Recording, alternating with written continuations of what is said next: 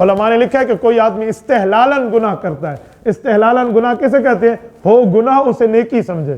مثلا اللہ نہ کرے کوئی شراب پیے اور شراب پیتے وقت وہ کہتے ہیں آب زمزم ہے، یہ تو بہت پاک چیز ہے، اس کو تو پینا چاہیے، لائف انجوائے کریں، کوئی حرام نہیں ہے.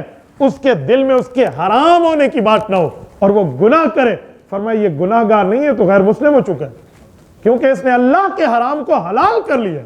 ہاں ایسا بندہ جو گناہ کر رہا ہے لیکن اس کے مائنڈ سیٹ میں ہے، اس کے دل میں ہے کہ ہے تو غلط، ہے تو گناہ، ہے تو نافرمانی، لیکن بس یاری دوستی میں بیٹھا ہوں یا کچھ بھی وجہ ہے، پنجابی کہتے ہیں نا مکالا مل رہا میں، غلط ہی ہو رہا ہے، بس کر رہا ہوں، بس اللہ ایک دن معاف کر دے.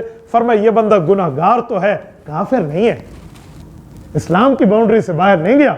یہ بالکل اسلام اور کفر ایسے ساتھ ساتھ چلتے ہیں جیسے ہماری یہ سانس کی نالی اور خوراک کی نالی ساتھ ساتھ ہے. آپ یہ نہیں کہہ سکتے کہ بھائی اتنی چھوٹے سے فرق سے کفر و اسلام آ گیا. جی ہاں بھائی ایسے ہی ہو سکتا ہے. قرآن کریم کہتے ہیں بین دم و فرس لبنا خالصا، میں نے تمہیں حلال جانور کو جو دودھ دی ہے، ایک طرف اس کا پیشاب پخانا ہے، ایک طرف خون ہے، درمیان سے میں نے تمہیں خون کے اور پیشاب پخانے کے درمیان سے خالص دودھ تمہیں دیا ہے.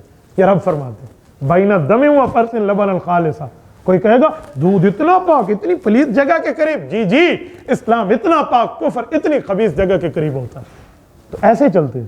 اسی گلاب کی پھول کی پتی کے نیچے کانٹا اگتا ہے. فرق آپ اور میں نے کرنا ہے کہ کیا کانٹا ہے کیا پھول کی پتی ہے.